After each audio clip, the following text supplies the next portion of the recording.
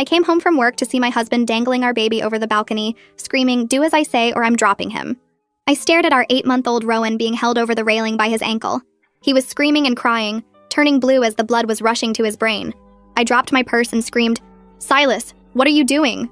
I ran toward the balcony, but Silas jerked back. He held Rowan further over the edge. "Don't come any closer or I drop him right now," Silas yelled. I stopped and put my hands up. "Please, whatever you want, just bring him inside." Silas's face was cold. His eyes looked empty, like he wasn't even the same person anymore. "Call my brother right now." "What? Why?" "Call him." Silas shook Rowan slightly. Okay. My hands were shaking so bad I could barely hold my phone. "Why do you want me to call Knox?" Silas stared at me. "I know you've been sleeping with him. Call him. Tell him to come here. Right now." My stomach dropped. "I'm not." "Silas, that's your brother. I would never do that." "Call him now or I drop Rowan." I called Knox. "Hey, what's up? You need to come to our apartment right now." My voice was shaking. "It's an emergency. Please hurry." 15 minutes felt like 15 hours. Silas stood on the balcony holding Rowan over the edge the entire time. Rowan was screaming so hard he could barely breathe. Knox burst through the door. "What's happening?" He saw Silas on the balcony with Rowan. His face went white. "Silas, what are you doing? That's your son. You two have been sleeping together. Admit it." Knox's mouth dropped open. "What? No, that's insane. Don't lie to me," Silas screamed. "We're not lying." I was sobbing. "Prove it. Show me your text messages. Both of you." We both pulled out our phones, showed him everything. Our texts were just normal stuff. Silas looked at the messages. Then he looked back at us. "You deleted them. Show me your bank statements." Knox pulled up his banking app. "Look, no hotel charges, nothing suspicious." Silas kept shaking his head. "You're lying." "I know you are. You hugged her too long at Christmas. You smiled at her at my birthday party. You drove her home from work." Knox looked desperate. "That's because I'm your brother." But Silas wouldn't listen. No matter what we said, he just kept saying we were lying. Then his voice got quiet, calm. "Fine. Since you're both lying to my face, you're going to pay me." "What?" I couldn't breathe. "Transfer me all your money, both of you, every single account, right now, or I drop him." "Silas, please, now!" Knox and I both grabbed our phones. We were crying and shaking, but we did it. I emptied everything. $53,000 gone. Knox transferred everything he had too. Ceylon, then he looked up at us. "Thank you." And then he let go of Rowan. Just opened his hand and dropped my baby off the 3rd-floor balcony. My scream didn't even sound human. It was like something ripped out of my chest. Silas ran inside. He shoved Knox hard into the wall. He shoved me to the floor. Then he ran out the front door. I scrambled to my feet. I ran for the stairs. I couldn't think. I couldn't breathe. I just ran. Down the stairs. 3 flights. As fast as I could go. I burst outside into the parking lot. I expected to see my baby's body on the pavement. I expected to see blood. But when I got there was nothing. No baby, no body, just empty pavement. "Rowan!" I screamed. I ran around looking everywhere, under cars, in the bushes. "Rowan, where are you?" My baby was gone, just gone. And Knox was gone too. I looked around. His car wasn't in the parking lot anymore. He'd disappeared. A neighbor heard me screaming. She came outside. "Are you okay?" "What's wrong?" "My phone. I need a phone." I grabbed hers with shaking hands. I called 911. "My boyfriend dropped my baby from the balcony. I can't find him. Please help me." The police came in 6 minutes. "Ma'am, we need you to explain what happened." I told them everything through sobs. The accusation, the money. The officer looked confused. "Ma'am, there's no body here." "I know. Where's my baby?" They pulled up the building's security footage right there on a laptop in the parking lot. The footage showed our 3rd-floor balcony. It showed Silas holding Rowan over the edge, him letting go. Then the camera angle switched to the ground. An older woman was standing directly below, right where Rowan would fall. She caught Rowan in her arms. I recognized her immediately. That's Vivian. That's his mother. The footage showed Vivian running to a van with Rowan in her arms. Silas ran out of the building and jumped in. The van sped away. More footage showed Knox leaving through the back exit during all the chaos. His car was gone. "They planned this," I whispered. "All 3 of them." Everything hit me at once. Vivian always hated me. She always said I was too young to be a mother. She told Silas she'd raise Rowan better. Silas had been asking about my savings for weeks. They created the fake affair story. They robbed me and took my baby anyway.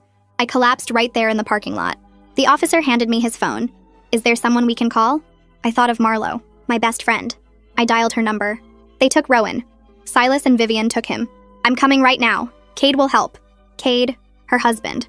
High-ranking military intelligence. I sat on the curb outside my building, trying to hold the phone steady enough to dial Marlo's number. My hands wouldn't stop shaking. The officer stood a few feet away, talking into his radio. Other neighbors were coming outside now, watching everything happen.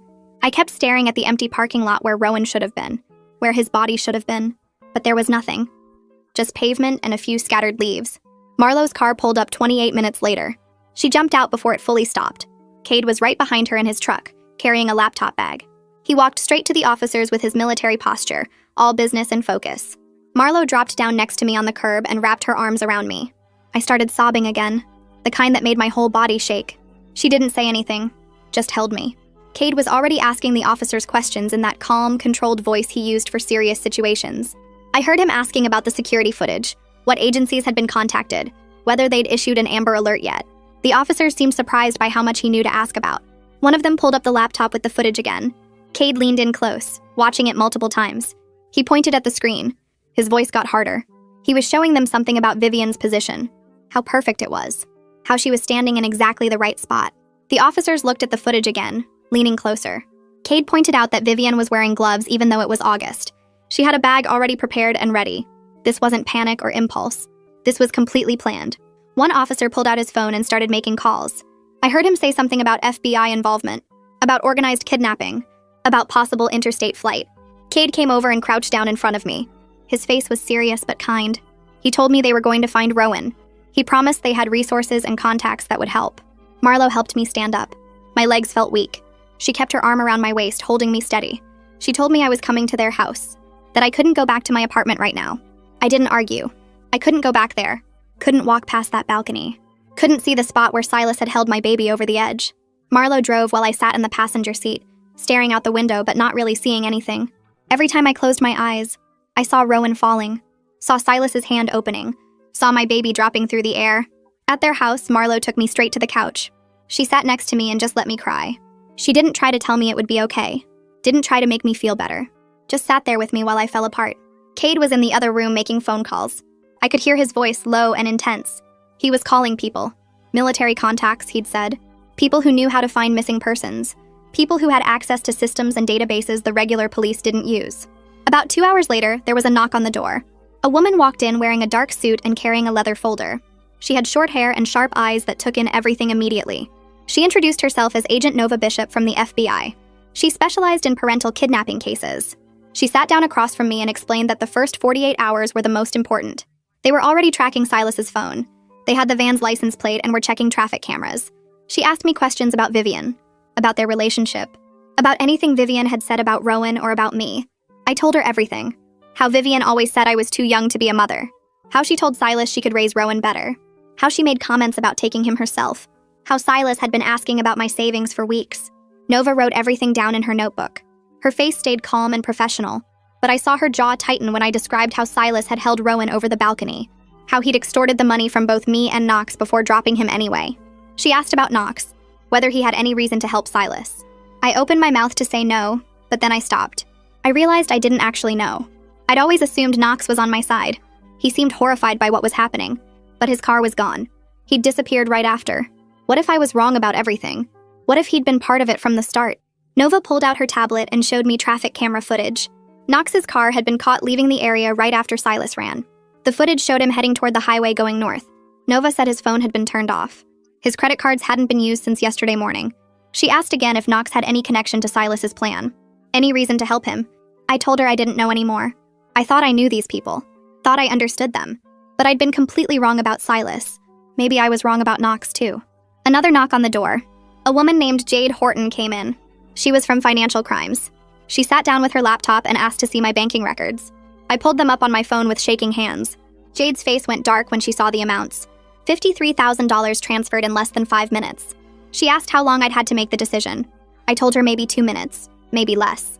Silas was holding Rowan over the edge and screaming at me to do it now. Jade explained that this was felony extortion combined with kidnapping. The money trail would help them locate Silas and Vivian. She started tracing where the transfers went. Her fingers moved fast across her keyboard. After about 20 minutes, she looked up. The money had gone to an account that was opened 3 weeks ago. It was under a fake business name. Completely fabricated. This meant Silas had been planning this for at least that long. Maybe longer. I felt sick. 3 weeks ago, we were still together. Still living like a normal family. He was kissing me goodnight, playing with Rowan, acting like everything was fine. And the whole time, He was planning to destroy my life, to steal my baby and take everything I had. I started remembering things, details I'd ignored at the time. Silas had been weird for about a month, asking strange questions about my savings, about my family's money, about whether I had life insurance. I'd thought he was being practical, maybe thinking about buying a house or planning for our future. Now I realized he was calculating, figuring out exactly how much he could steal from me, how much damage he could do before he disappeared with Rowan. Cade came back into the room. He'd been on the phone with one of his military contacts. They'd traced the van to a rental company about 40 miles away. Vivian had rented it 2 weeks ago using a fake ID. She'd paid in cash. The rental was reserved for a full month. A full month. They weren't planning to bring Rowan back in a few days. They weren't planning some short-term punishment. They were planning to hide him for weeks, maybe longer, to let me suffer while they kept him, while Vivian pretended to be his mother. Nova asked if she could talk to me privately. Marlo squeezed my hand and went into the kitchen with Cade and Jade. Nova sat closer and her voice got gentler. She explained that in most parental kidnapping cases, the child wasn't physically harmed. The parents still saw them as their child, still cared about their safety. But Vivian's involvement made things more complicated. Vivian's motivation wasn't just about hurting me. It was about taking Rowan permanently, about replacing me as his mother. Nova asked if I thought Rowan was okay right now, if I thought they would take care of him. I wanted to say yes, wanted to believe my baby was safe. But Nova paused before answering, just for a second. Then she said most likely he was fine. That careful pause told me everything. She was worried too. She wasn't sure. About an hour later, Nova got a call. She stepped outside to take it. When she came back, her face was grim. They'd found Knox's car. It was abandoned at a rest stop 40 miles north. The keys were still in the ignition. His wallet was gone. His phone was gone. There was no sign of a struggle. But there was also no sign of where he went from there. No surveillance footage of him leaving. No witnesses who saw him. He'd just vanished. Nova said there were two possibilities. Either Knox was running because he was guilty and involved in the plan, or someone had taken him to keep him quiet about what he knew. Either way, he was gone, and we had no way to find him. I sat at Marlo's kitchen table with a blank notebook in front of me. She handed me a pen and pulled a chair close to mine. We needed to write down everyone who might know where Vivian would take Rowan. Every friend, every relative, every place she'd ever mentioned. I started with Vivian's sister, but realized I didn't even know her name. Silas had always said his family was complicated. He kept me away from them. Never brought me to family gatherings, never talked about his childhood much. Now I understood why. That separation wasn't accidental. He made sure I had no allies in his family, no one who might warn me what they were planning. Marlo asked about Vivian's friends, and I drew a blank. I'd met her maybe 10 times in the 2 years I was with Silas. She was always cold to me, always critical, but I never asked about her life because I was too busy trying to make her like me. The list stayed mostly empty. Just a few first names I remembered hearing. No addresses, no phone numbers, nothing useful. Nova's phone rang while we were working on the list. She stepped into the other room to take it. When she came back, her expression had changed. Someone had called the FBI tip line about Vivian. A woman named Grace, who used to be Vivian's neighbor. Grace had seen the Amber Alert and recognized Vivian's photo. She had information Nova needed me to hear. Nova put the call on speaker. Grace's voice was shaky but determined. She explained that she lived next door to Vivian about 15 years ago. Vivian had a daughter back then. The daughter was taken away by CPS when she was around 5 years old. Grace remembered social workers coming to the house multiple times. Remembered Vivian screaming at them from the front yard. The home was unsafe. Vivian was too controlling. Wouldn't let the child play with other kids. Kept her inside all the time. After they took the daughter away, Vivian became obsessed with getting another chance at motherhood. She talked about it constantly to anyone who would listen. How she would prove she could be a good mother. How the system was wrong about her. How she deserved to raise a child. The information hit me so hard I couldn't breathe for a second. Silas never mentioned his mother lost a child to the system. Never said he had a sister who was taken away. All those times Vivian said I was too young to be a good mother. All those comments about how she could raise Rowan better. It wasn't just about hurting me. Grace kept talking. She said Vivian never accepted responsibility for losing her daughter. Always blamed the social workers. Blamed the neighbors who called CPS. Blamed everyone except herself. She spent years planning how to prove she was a good mother. Buying parenting books, taking classes, building the perfect case for why she deserved another chance. Taking Rowan was about rewriting her past. About getting the child she lost back. About proving to herself and everyone else that she was right all along. Jade showed up an hour later with her laptop. She'd been tracing the money Silas stole from me and Knox. The $53,000 I transferred went into an account opened 3 weeks ago. The account was registered under a fake business name, complete with fake tax documents and a fake business address. She pulled up records showing 2 more accounts just like it, all opened within the past month, all using different fake business registrations. The money was withdrawn immediately after the transfers. Cash withdrawals from ATMs across 2 different states. Small amounts at different locations so it wouldn't trigger alerts. They'd planned this for at least 6 weeks, maybe longer. All that time I was living with Silas, trusting him, building a life with him. He was setting up the infrastructure to rob me and steal our baby. Jade showed me the withdrawal patterns on her screen, the careful spacing, the strategic locations. This wasn't something they threw together in a panic.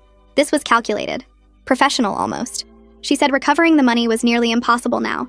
Once it's withdrawn as cash, there's no trail to follow. I hadn't slept in 2 days. My eyes burned. My hands shook constantly. I couldn't eat without feeling sick. Marlo kept trying to get me to rest, but I couldn't. Every time I closed my eyes, I saw Rowan falling. Nova made a call, and 20 minutes later, a woman knocked on the door. Her name was Skylar, and she was a trauma therapist. Nova had asked her to come because she was worried I was going to collapse. Skylar sat down across from me at the kitchen table. She didn't try to make me feel better. Didn't say everything would be okay. She just started teaching me breathing techniques. Count to 4 breathing in. Hold for 4. Out for 4. Hold for 4. She made me do it with her until my hands stopped shaking quite so badly. She explained that my body was in survival mode right now. That was actually helping me, keeping me functional when I should be falling apart. The adrenaline and stress hormones were giving me the energy to keep going, to keep fighting for Rowan. She said the crash would come later, but right now, my body was doing exactly what it needed to do. Cade came in from the garage where he'd been making calls. His military contact had found something on Vivian's social media. He pulled up her account on his phone and showed me posts from 2 months ago. Cryptic stuff about second chances and fixing past mistakes. One post said something about how everyone deserves to prove they've changed. Another talked about preparing for a blessing. There were photos too. Baby clothes in Rowan's exact size. Nursery items, a crib, a changing table, bottles and formula. She'd been buying everything, building a complete setup for a baby. This wasn't just about taking him for a few days to punish me. She'd been preparing a space for him, getting everything she'd need to keep him long-term, to raise him as her own child. The posts were public. Anyone could have seen them. But I never looked at her social media. Never thought to check what she was doing online. All the signs were there, and I missed every single one. Cade told us he'd hired a private investigator with his own money. A guy named Cooper who specialized in finding people who didn't want to be found. Cooper had been digging into Vivian's family connections. He found that Vivian's sister owned a rural property about 3 hours away. The property had been vacant for years. No mortgage because it was paid off decades ago. No utility bills because there was no active service. Nothing that would show up in normal database searches. But the property records showed Vivian's sister as the owner. Cooper was already driving out there. Nova immediately called the local police in that area. She coordinated with them to set up surveillance around the property without getting too close. They couldn't just rush in. If Silas saw police coming, he might hurt Rowan. They needed to watch first, confirm someone was actually there, then plan how to safely get Rowan out. 6 hours passed with no activity at the property. Cooper was parked down the road with binoculars. The local police had units positioned at different points around the area. I sat in Marlo's living room staring at my phone, waiting for any update. Marlo brought me water I didn't drink, food I couldn't eat. Then Cooper called Nova. He'd spotted movement in a back window. Someone walking past holding what looked like a baby carrier. Nova's whole team mobilized. The FBI tactical unit started heading toward the location. Nova warned Cooper not to approach the house, not to do anything that might alert them. I jumped up from the couch, grabbed my keys. Marlo blocked the door. She physically held me back when I tried to get past her. Reminded me that rushing there right now could put Rowan in more danger. If they saw me coming, they'd run again. Or worse. I had to let the FBI do their job. I sank back onto the couch. Marlo sat next to me and held my hand while we waited. The FBI surrounded the property at dawn. I listened to everything over Nova's phone on speaker. The tactical team announced themselves, ordered everyone inside to come out. They waited. No response. They breached the front door. I heard shouting. Commands to show hands, to get on the ground. Then silence. Nova's voice came through tense. The house was empty. They'd cleared out hours ago. The team found baby supplies scattered around. Recently used bottles in the sink, food wrappers in the trash, diapers in a bag by the door. Someone had been there with a baby, but they were gone now. Nova found a burner phone in the trash can. She checked the call history. One number had been called over and over. She ran the number. It was Knox's cell phone. He'd been in contact with them this whole time, feeding them information, warning them when we got close. The betrayal hit me all over again. Knox had seemed so scared, so innocent, but he was helping them the entire time. I felt like my brain was breaking.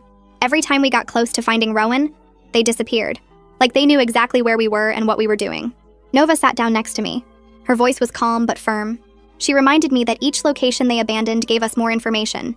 We were learning their patterns, their resources, how they moved, where they felt safe. Jade was already analyzing the supplies left behind. She'd gone through the trash, photographed everything. The diapers were a budget store brand. The formula was generic. The food wrappers were from cheap fast food places. They were spending carefully, watching their money. The $53,000 wouldn't last forever with 3 adults and a baby. Eventually, they'd run out. They'd have to make mistakes. They'd have to take risks. And when they did, we'd be ready. The next morning, Nova called with news. She'd been trying to reach Gavin, Knox's roommate, for days. He finally picked up. Gavin told her Knox had come home 3 days ago, but only stayed for maybe 20 minutes. He grabbed clothes from his room, threw them in a bag, took his passport from the desk drawer. Gavin asked what was going on, and Knox just said he was fixing a family problem. Gavin thought that was weird because Knox looked scared, not like he was going to help someone. He kept looking over his shoulder at the door like someone might come in. Then he left, and Gavin hadn't heard from him since. Nova asked if Knox seemed like he wanted to be there, and Gavin said no. He seemed like he had to be there, like someone was making him do something he didn't want to do. This changed everything because maybe Knox wasn't helping them by choice. Maybe they were forcing him somehow. Nova said she was getting a warrant for Knox's email to see if there was any proof of that. 2 days later, the warrant came through. Nova called me to Marlo's kitchen table where she had her laptop open. She'd found emails going back 2 months, all from Silas to Knox. The first one said they needed to talk about their sister. I stopped breathing. I didn't even know Silas had a sister. He never mentioned her once in the whole year we were together. Nova scrolled down and I read the emails. Silas was threatening Knox, saying he was going to tell their parents that Knox was responsible for their sister's death, that Knox caused the car accident that killed her, that their parents would never forgive him, that he'd lose his whole family. Knox's responses were desperate, begging Silas not to do that, saying it wasn't his fault, saying please, and Silas just kept pushing, kept saying Knox had to help him with something or he'd tell.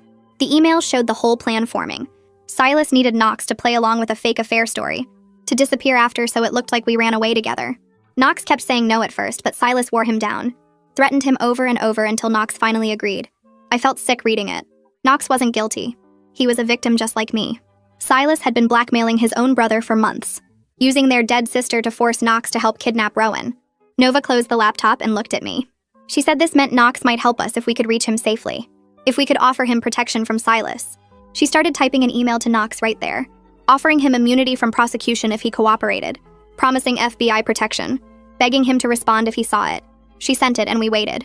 I couldn't stop thinking about Knox. How scared he must have been. How trapped. Silas had destroyed both of us in different ways. 3 days went by with no response. The failed raid felt like it happened weeks ago, even though it was less than a week. I was losing hope that we'd ever find Rowan. Then my phone rang. Unknown number.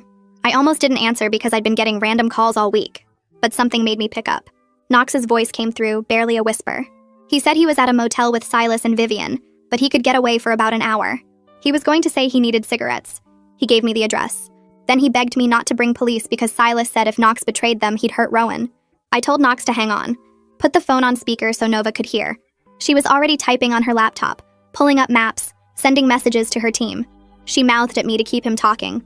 I asked Knox if Rowan was okay, and Knox said physically yes, but he cried a lot. Vivian kept saying he just needed time to forget his old life. Knox sounded like he was crying too. He said he had to go before Silas got suspicious. He'd be at the gas station 2 blocks from the motel in 15 minutes. Then he hung up. Nova was already on the phone with her team. She had people moving toward that location within minutes. She told me they'd pick up Knox and bring him somewhere safe where we could talk. I wanted to go, but Nova said absolutely not. If Silas was watching, he might recognize me. An hour later, Nova got the call that they had Knox. She drove me to a FBI office 20 minutes away. They brought Knox into a small room. He looked terrible. His eyes were red and his hands were shaking. He sat down across from me and started crying before anyone even asked a question.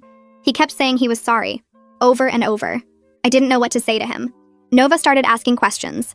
Knox told us Silas had completely changed. He barely slept anymore. Just paced around checking the windows every few minutes, getting paranoid about every car that drove by. He'd started drinking heavily, like a bottle a day, fighting with Vivian about whether they should try to leave the country. Vivian was the opposite. She was obsessed with Rowan, treated him like he was her own baby, got angry whenever Knox suggested they needed an exit plan. She kept saying everything would work out, that this was her second chance to be a good mother. Knox said Rowan seemed okay physically, but he cried way more than before. He didn't smile much. Vivian would get frustrated when he cried and say he just needed to adjust. Nova asked Knox to explain the whole plan from the beginning. Knox took a shaky breath and started talking. He said Silas came to him 2 months ago, told him about this idea to get money from me, said I had savings and Knox had money too, that we could make it look like an affair and use that to force us to pay. Knox said no at first, told Silas that was crazy. That's when Silas brought up their sister, Said he was going to tell their parents Knox caused the accident unless Knox helped. Knox broke down describing this part. He said their sister died in a car crash when Knox was driving 5 years ago. It wasn't his fault, but he'd always felt guilty. Their parents never blamed him, but Knox knew Silas could make them blame him if he wanted to. So Knox agreed to play along. He thought they were just going to threaten me and take money. He didn't know Silas was planning to actually take Rowan. When Silas dropped Rowan off that balcony, Knox thought he'd just watched his nephew die. He panicked and ran, but Silas found him the next day. Forced him to help hide Rowan or he'd tell the police Knox was part of the plan from the start. Knox had been trapped ever since. Nova asked about their movements. Knox said they'd been staying at cheap motels, never more than 2 nights in one place, always paying cash, moving around but staying within a few hours of the city. They had about $30,000 left from the money they stole. Vivian refused to talk about what happened when it ran out, just kept saying it would work out. Silas was getting more unstable every day, drinking more, getting more paranoid. Knox was scared Silas would do something desperate when he realized they were trapped. Nova asked if Knox would wear a wire and go back. Knox's face went white. He said Silas would kill him if he found out. Nova promised they'd have a full team ready to move and the second things went wrong. They'd be watching the whole time. Knox would be safe. Knox looked at me, asked if I thought he should do it. I wanted to say no. I didn't want to put him in danger. But I also needed my baby back. I told him I couldn't ask him to do that, but if he was willing, we might finally get Rowan. Knox nodded, said he'd do it. Nova's team spent an hour getting him ready. They put a tiny microphone under his shirt, gave him a story about his phone dying and having to walk to a store for a charger, went over what to say if Silas got suspicious. Then they drove him back to the gas station. Nova took me back to Marlowe's house, set up the audio feed in the living room so I could listen. I sat on the couch with Marlowe next to me, heard Knox's footsteps, his breathing, the sound of him opening the motel room door. Then Silas's voice, sharp and angry, asking where he'd been. Knox stuck to the story, said his phone died. He went to buy a charger. Silas didn't believe him, started yelling about how Knox took too long, about how he couldn't trust anyone. Knox kept saying he just went to the store. In the background, I heard Rowan crying. That sound went through me like a knife. My baby was crying and I couldn't get to him. Then I heard Vivian singing. Requested Reds is on Spotify now. Check out link in the description or comments. Some lullaby. Her voice sounded sweet and gentle, but it was wrong. Everything about it was wrong. She was singing to my baby like he was hers, like she had any right to comfort him. Silas kept interrogating Knox, asking who he talked to, if he called anyone. Knox kept denying it, but his voice was shaking. I could hear the fear. Silas said he didn't trust this place anymore, said they were leaving right now. Knox tried to argue, said they should wait until morning. It was late and Rowan needed to sleep, but Silas wasn't listening. I heard things being thrown into bags. Vivian protesting, Rowan crying harder. Nova grabbed her phone, called her team, told them to move in now. Through the audio feed, I heard pounding on the door, someone yelling that it was the FBI, then chaos. Silas screaming, Rowan screaming louder, Vivian shrieking about them taking her baby. The audio feed went crazy with sounds of doors breaking and people yelling. I heard boots on floors, heavy footsteps running, someone yelling FBI commands, then more chaos. Silas screaming something I couldn't understand. Furniture crashing, Knox yelling for everyone to stop. Through it all, Rowan kept crying that awful scared cry that made my chest hurt. Nova grabbed her phone and started talking to her team. Marlowe held my hand so tight it hurt, but I didn't care. I just sat there shaking and listening. An agent's voice came through saying they had Silas in custody. He tried to run out the back door, but they tackled him in the parking lot. He was on the ground with his face in the dirt and his hands being cuffed behind his back. But Vivian had locked herself in the bathroom with Rowan. The negotiator's voice came through the wire, calm and steady, talking to Vivian through the bathroom door, asking her to open up, telling her nobody wanted to hurt her or the baby. Vivian was crying and saying no over and over, saying they couldn't take her baby away again, that she deserved another chance, that she would be a good mother this time. The negotiator kept talking, kept saying the same things in different ways. Minutes passed. 5 minutes. 10. 15. Rowan's crying got weaker, like he was getting tired. That scared me even more. What if something was wrong with him? What if he was sick or hurt? 20 minutes in and I couldn't take it anymore. I started crying, and Marlowe pulled me against her shoulder. Then finally Vivian's voice came through. Quieter now. Saying okay. Saying she would open the door. The sound of a lock clicking. The door opening. An agent saying he had the baby.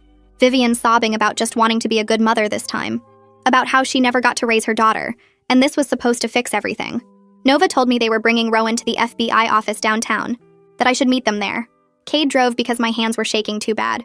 The whole drive I kept seeing Silas dropping Rowan off that balcony, kept hearing that scream, kept thinking about my baby being gone for 8 days, what he went through, if he would even remember me. We got to the FBI office and they took me to a small room with chairs and a table. Nova came in carrying Rowan. The second I saw him, I started crying. She put him in my arms and my legs just gave out.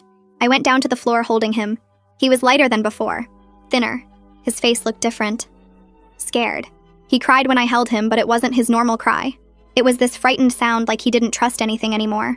His diaper was dirty and he had a rash. His clothes were too big, like he'd lost weight. But he was alive. He was back. I sat on that floor for 30 minutes just holding him and crying. Marlo sat next to me crying too. Rowan kept looking around like he expected someone to take him away again. His little hands grabbed at my shirt. I talked to him. Told him he was safe now. That mommy had him. That nobody was going to hurt him.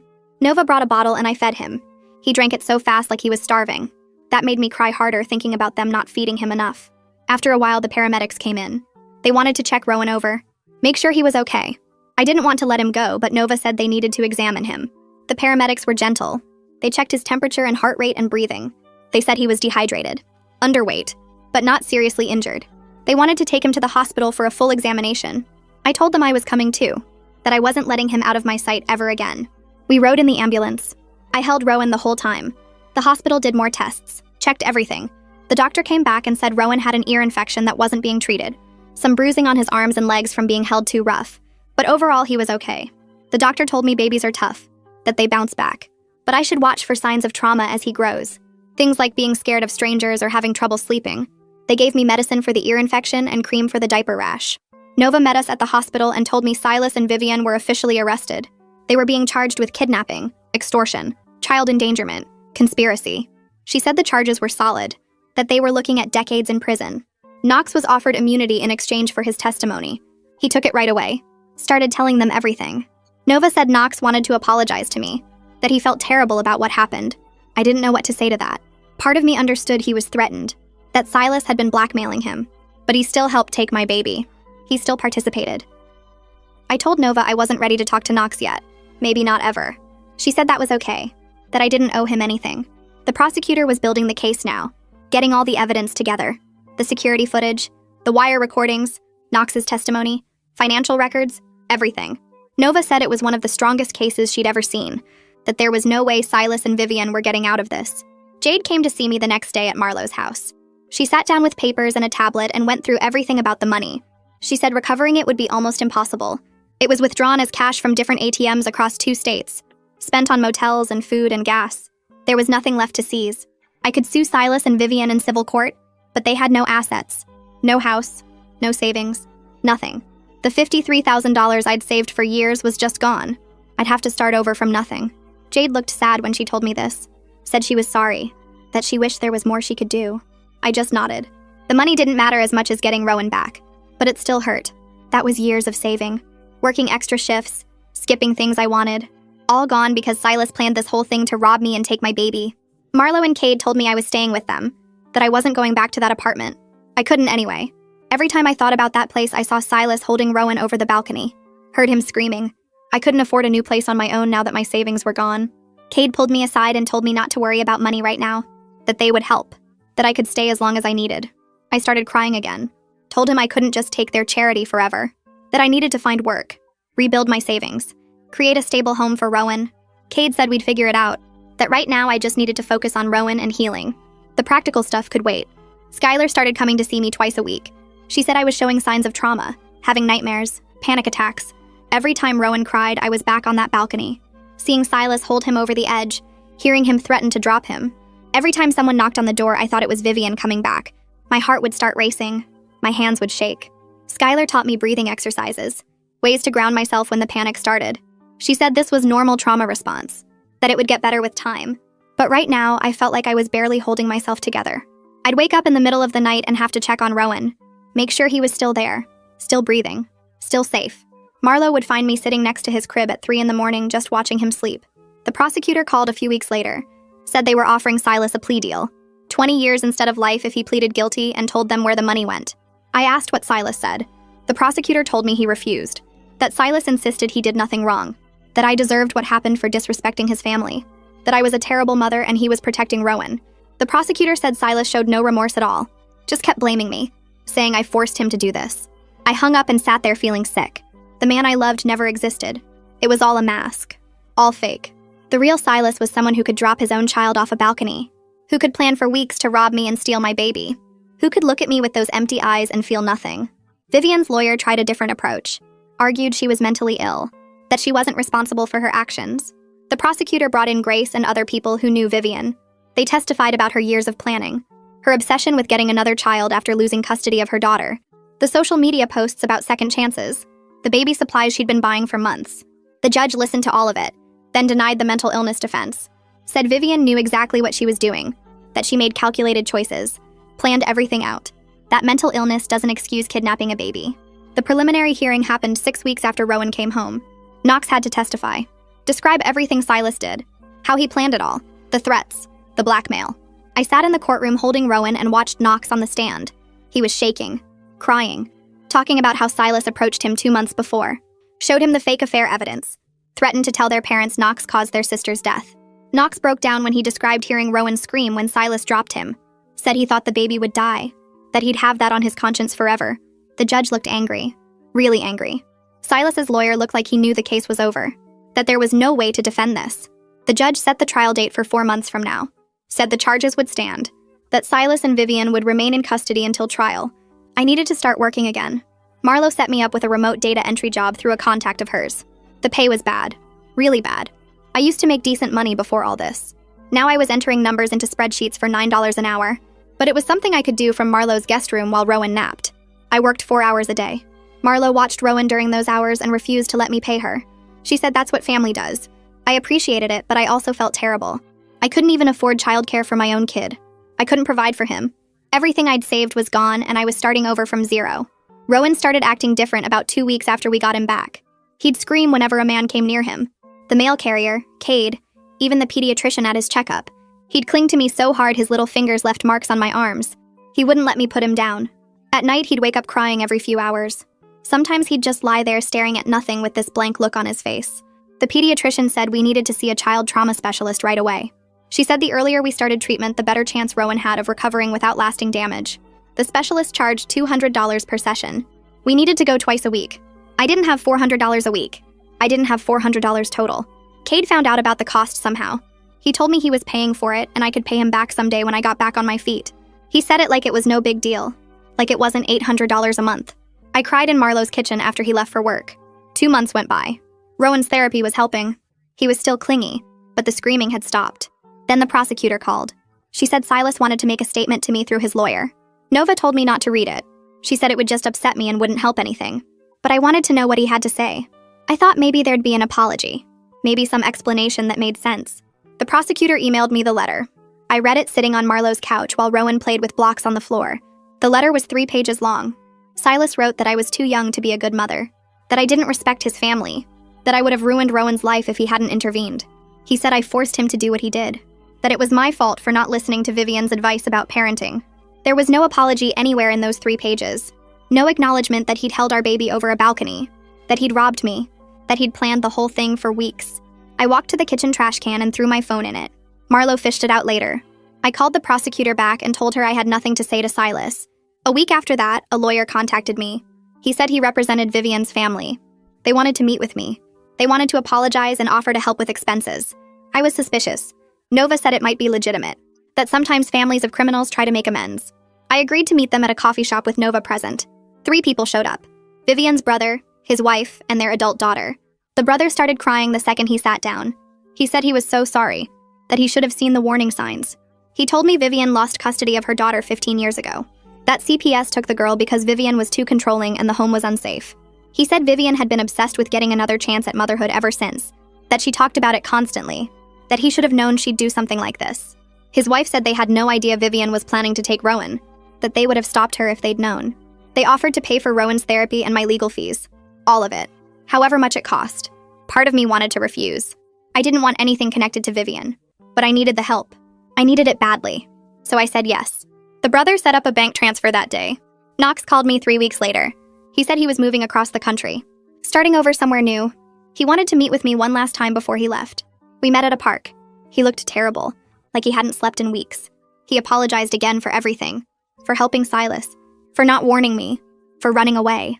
Then he tried to hand me an envelope. He said there was $10,000 inside. Everything he had saved. I told him no. I couldn't take his money. He insisted. He said he needed to do something to make this right, that he'd never forgive himself if he didn't try to help. We both started crying standing there in the park. I took the envelope. We talked for a few more minutes. About how Silas had destroyed any chance of us being friends. About how we were both his victims in different ways. Then Knox got in his car and drove away. I never saw him again. The trial date arrived 4 months after the kidnapping. I had to testify on the first day. The prosecutor prepared me for what to expect, told me to just tell the truth about what happened.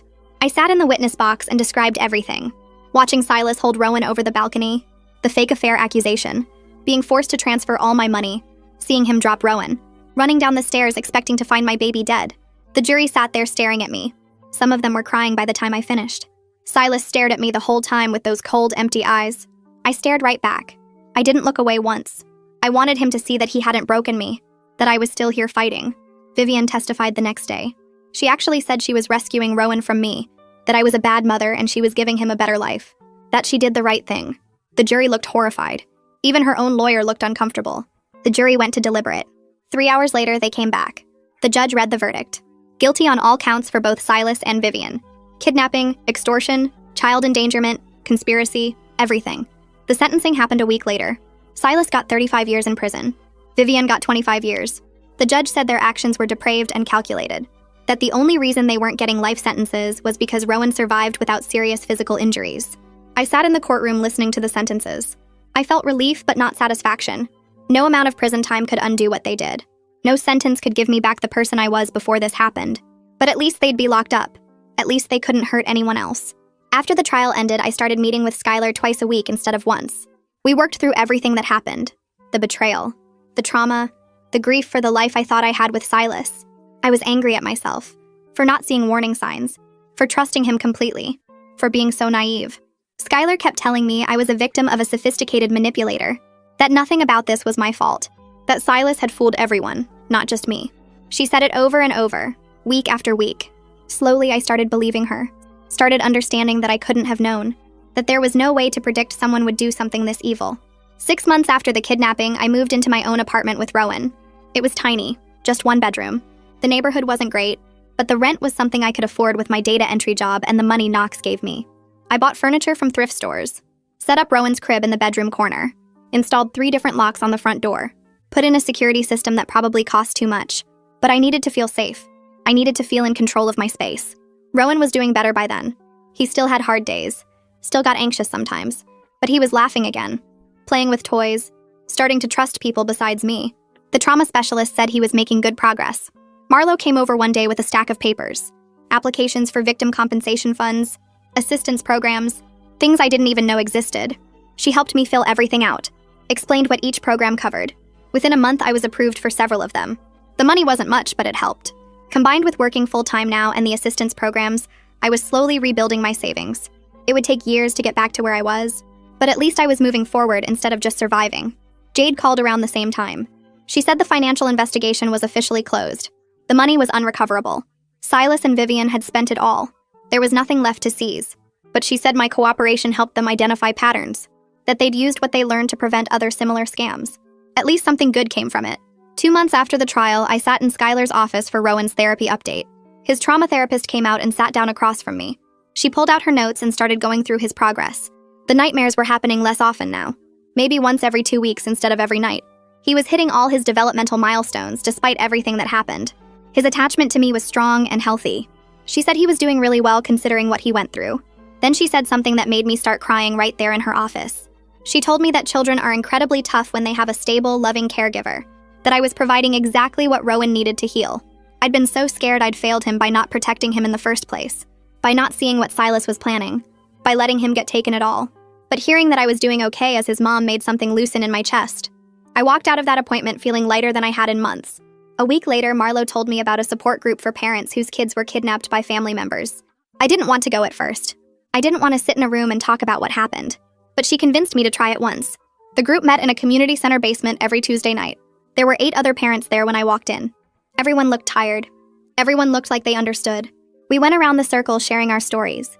A woman named Sarah talked about her daughter being taken by her ex-husband for 3 months. She said it took her 2 years to stop having panic attacks every single day. But now she was genuinely okay. She had good days and bad days, but mostly good ones. Her daughter was doing well in the school. They were building a normal life. Hearing her say that gave me something I hadn't felt in a long time. Hope. Hope that someday this wouldn't be the first thing I thought about when I woke up. That it wouldn't define every moment of my life. I started going to that group every week. On Rowan's second birthday, I threw him a party at Marlo's house. Just a few close friends. Nothing big. I bought a small cake from the grocery store and some balloons. Rowan sat in his high chair and Marlo put the cake in front of him. He stared at it for a second. Then he grabbed a handful and shoved it in his mouth. Chocolate everywhere. All over his face and hands and the high chair. He was laughing so hard. Everyone was taking pictures and smiling. I watched him and realized how far we'd both come. He didn't remember what happened. To him, it was just a gap in his early life that wouldn't leave conscious scars in his memory. I would carry the memories for both of us. But I was determined they wouldn't poison his childhood. He deserved to be happy and carefree. He deserved to just be a kid. 3 months later, my manager called me into her office at work. I thought I was in trouble for something. Instead, she told me they were promoting me. Better position with actual benefits and decent pay. It wasn't anything glamorous. Still data entry, but with more responsibility and better hours. But it was stable. It meant I could provide for Rowan without depending on Marlo and Cade forever. I opened a new savings account that same day. Started putting money away again, even though it was hard to trust that it wouldn't just disappear. Jade had given me advice about financial safety after everything happened. Setting up protections and alerts I never knew existed. 2-factor authentication on everything. Alerts for any transaction over $50. A separate account that required in-person verification to access. It felt paranoid, but it also felt necessary. 2 years after the kidnapping, I went on my first date. Skylar had been working with me on trust issues for months, helping me recognize that not everyone was a manipulator like Silas, that there were good people out there. The man I was seeing worked in accounting. He had a boring job and a boring car and a boring apartment. It was perfect. He was patient when I had panic attacks. He didn't push when I needed space. He was good with Rowan, playing trucks on the floor and reading books at bedtime. I wasn't ready for anything serious, but it felt good to remember I could have a life beyond being a victim. That I could be a person who went on dates and laughed at jokes and thought about a future. Nova called me one afternoon out of nowhere. She said she was using my case in training sessions for new FBI agents, teaching them about parental kidnapping investigations. She asked if I would be willing to come speak to her team about the victim's perspective. I said yes without really thinking about it. The training facility was in a building downtown. 20 agents sitting in rows looking at me. I told them everything. What it felt like to watch Silas hold Rowan over that balcony. The terror of finding him gone. The days of not knowing if he was alive. Working with law enforcement and feeling helpless. Getting him back and dealing with the aftermath. They listened without interrupting. Asked thoughtful questions afterward about what helped and what didn't. Several of them came up after and thanked me for my courage. It felt like taking something terrible and creating something meaningful from it. Like maybe other families wouldn't have to go through what I did, because these agents would know better how to help. When Rowan turned 3, I enrolled him in preschool. The first day I had a full panic attack in the parking lot. My hands were shaking, so bad I could barely unbuckle his car seat. I kept thinking someone would take him, that I'd come back and he'd be gone again. The teacher came out when she saw me struggling. I explained our history. She didn't judge or look at me like I was crazy. She just said they would work with me on a safety plan. Extra check-in procedures. A code word only I knew. Permission required for anyone else to pick him up, even with written authorization. After a week, I was able to drop him off without crying. He loved school, he made friends, he learned songs and came home covered in paint and glue. Watching him thrive felt like proof that we were both healing, that normal life was possible. 3 years after the trial, I got a letter about Silas's first parole hearing. My stomach dropped when I saw the envelope. I had to write a victim impact statement. Explain to the parole board why he shouldn't be released. I sat at my kitchen table for hours trying to find the words. Finally, I just wrote the truth. How his actions destroyed my sense of safety and trust. How I still had nightmares about that day. How Rowan still showed signs of early trauma even though he didn't consciously remember. How I was terrified of what Silas would do if he got out. The parole board denied his request. He wouldn't be eligible again for 5 years. I felt relieved, but also tired. Tired of having him take up space in my thoughts. Tired of letting him have power over my emotions. Skylar and I started working on strategies for letting go of the anger that was keeping me stuck. It was hard. Some days I wanted to stay angry. Anger felt safer than vulnerability. But slowly I started choosing to move forward instead of staying trapped in the past. I reached a point where I could go entire days without thinking about the kidnapping. Rowan was thriving in preschool. I was stable financially. I was building a life that felt genuinely mine, rather than defined by what happened. Marlo commented one day that I seemed lighter, more like myself. I realized she was right. The trauma would always be part of my history, but it wasn't the center of my identity anymore. I was a mom, a friend, a person with a job and hobbies and plans for the future. On the 4th anniversary of getting Rowan back, I took him to the park. He ran straight for the playground equipment, climbed up the ladder, and went down the slide over and over. No fear, no hesitation. Just a normal 4-year-old having fun. He had no memory of Silas or Vivian, no conscious knowledge of what they did. To him, it had just always been the two of us. Our little family was complete. I sat on a bench watching him play and thought about the person I was 4 years ago. Naive and trusting and completely unprepared for what was coming. And the person I was now. Stronger and wiser and more careful but not broken. I'd survived something that should have destroyed me. And I'd made sure Rowan could still have a good childhood despite it all. 6 months after that day at the park, I saved enough to pay Cade back for the therapy costs. I showed up at their house with a check and told him I needed to do this. He tried to refuse, but I insisted. This was about me taking control of my life again. He looked at the check for a long time, then nodded and took it. The next week, Marlo told me he put every dollar in a college fund for Rowan. She said that's what family does. They invest in each other's futures. I cried when she told me. Cade and Marlo had become Rowan's aunt and uncle in every way that mattered. Their support made survival possible.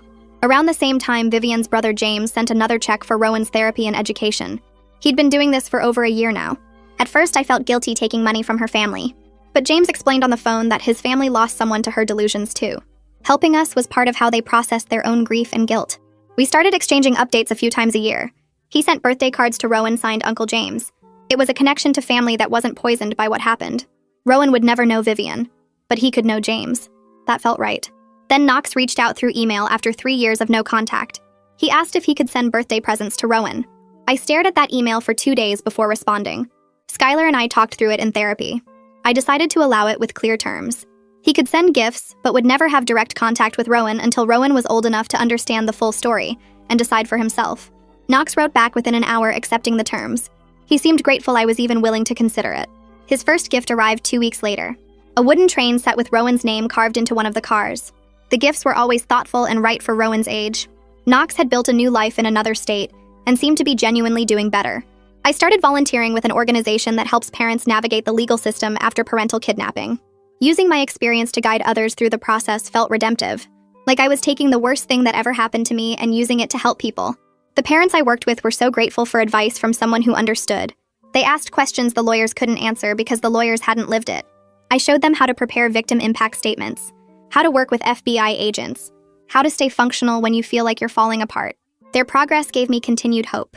When one of them got their kid back, I felt almost as happy as when I got Rowan back. Rowan started kindergarten that fall. I was a mess dropping him off the first day, even though his preschool transition had gone well. But he ran right into the classroom and started playing with blocks. His teacher called me that afternoon. She said he was confident and well-adjusted. She commented on how easily he made friends and followed directions. She had no idea what he survived as a baby. I didn't tell her unless it became relevant to his education. He was just a normal kid who loved dinosaurs and building blocks. That normalcy was the greatest victory. Every milestone he hit felt like proof that we made it through to the other side. His first day riding the school bus. His first friend coming over to play. His first time reading a full book by himself. These normal moments meant everything. 5 years after the kidnapping, I met someone at a coffee shop. We started talking while waiting for our orders. He asked me out, and I said yes after running a background check. Skylar had been encouraging me to try dating again. This guy was patient with my trauma responses. When I flinched at loud noises, he didn't ask why. When I needed to check on Rowan 3 times during our second date, he understood. He was good with Rowan too. They played dinosaurs together, and he never acted annoyed when Rowan interrupted us. He had no connection to my past. No ties to Silas or Vivian or any of it. After 6 months, we started talking about moving in together. I was nervous about combining households, about letting someone that close again. But I was also excited about building a future that was about more than just survival. Skylar said this is what healthy recovery looks like. Being able to trust again without being reckless. Learning to open your heart while still protecting yourself. I'd rebuilt my savings to nearly what they were before. The number in my bank account wasn't quite $53,000, but it was close. I was working in a job I actually enjoyed with room for advancement. My boss had hinted at a promotion coming next quarter. Rowan was thriving in the school and showed no lasting effects from his early trauma beyond some minor attachment sensitivity. His therapist said it was manageable and might fade completely as he got older. We had a community of friends and chosen family who supported us. Marlo and Cade, obviously. James, who sent cards and checks. The families I volunteered with who became friends. My coworkers who invited us to barbecues and birthday parties. The life I had now was different from what I imagined before everything happened. But it was genuinely good. On a regular Tuesday evening, I was making dinner while Rowan did homework at the kitchen table. He was working on writing his numbers. His tongue stuck out when he concentrated. I was chopping vegetables for stir-fry. The radio played quiet music in the background. My boyfriend was coming over later. We were going to watch a movie after Rowan went to bed. It was so normal, so peaceful, and I realized I was happy. Not just surviving or coping, but actually happy with the life we built. The kidnapping would always be part of our story. I still had nightmares sometimes. I still checked the locks 3 times before bed, but it wasn't the whole story anymore. We were safe, we were loved, we were moving forward. Silas and Vivian took so much from us. They took my savings and my trust and my sense of security. They took those 8 days when I didn't know if my baby was alive. But they didn't take everything. They didn't take our ability to heal, to trust again, to build something beautiful from the wreckage. Rowan looked up from his homework and asked what was for dinner. I told him stir-fry with chicken. He made a face because he didn't like vegetables, but I knew he'd eat them anyway. He went back to his numbers. I went back to chopping. The evening stretched ahead of us full of ordinary moments, and that felt like the truest victory possible. Well, that's the big ending. If you're still watching, you've got impressive patience. Might as well subscribe, we're both in too deep now.